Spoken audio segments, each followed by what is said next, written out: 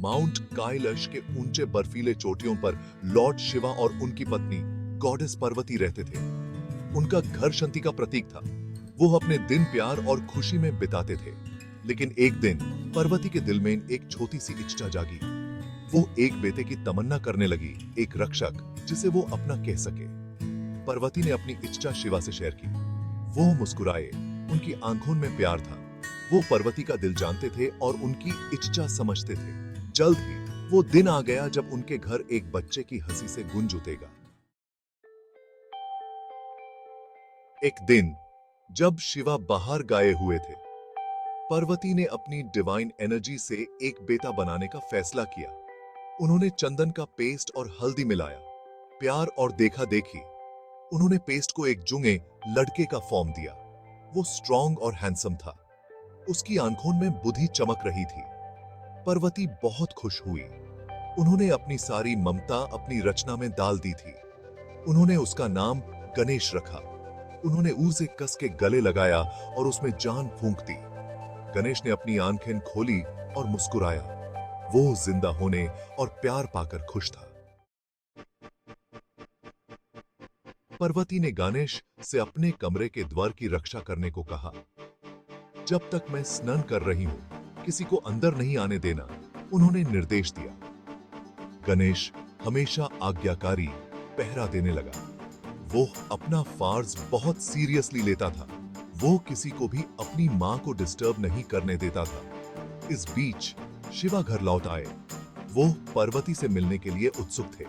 जैसे ही वो उनके कमरे के पास पहुंचे, गणेश ने उन्हें रोक दिया। रुको, यहां किसी का आना मना है, गणेश ने घोषित किया। शिवा हैरान रह गए। उन्होंने इस लड़के को पहले कभी नहीं देखा था। शिवा ने समझाने की कोशिश की, मैं पार्वती का पति हूं, मुझे अंदर जाने दो। लेकिन गणेश अपनी जगह पर डटा रहा। मां के परमिशन के बिना कोई अंदर नहीं जा सकता। यह सुनकर शिवा को गुस्सा आ गया। उन्हें नहीं पता था कि यह लड़का कौन है जो उन्हें रोकने की हिम्मत कर रहा है। गुस्से में आकर शिवा ने अपना त्रिशूल निकाला। लाइट की एक चमक के साथ उन्होंने लड़के का सिर धात से अलग कर दिया। गणेश जमीन पर गिर गया बेजान। शिवा फिर कमरे में दाखिल हुए।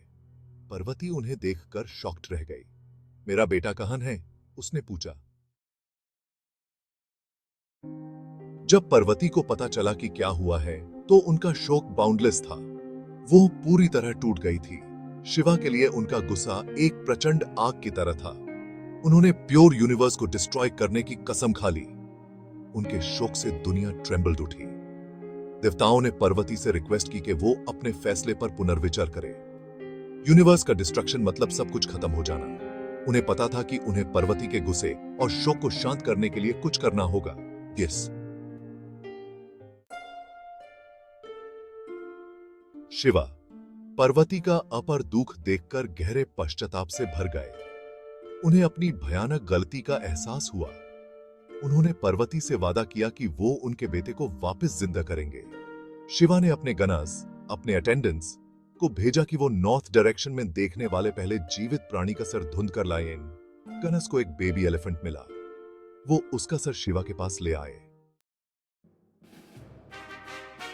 शिवा ने एलिफेंट का सर गणेश के शरीर पर रखा। उन्होंने पवित्र मंत्रास का जाप किया और उसमें वापस जान फूंक दी। गणेश ने अपनी आंखें खोली।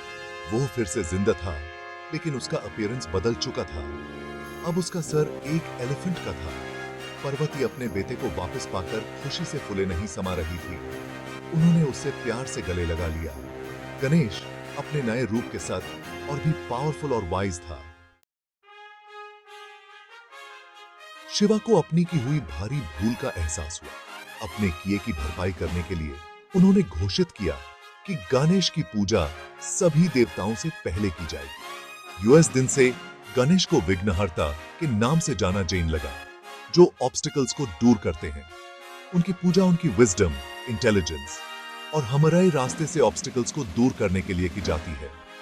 उनकी कहानी हमें ड्यूटी, फॉरगिवनेस और न्यू बिगिनिंग्स के इंपॉर्टेंस के बारे में सिखाती है।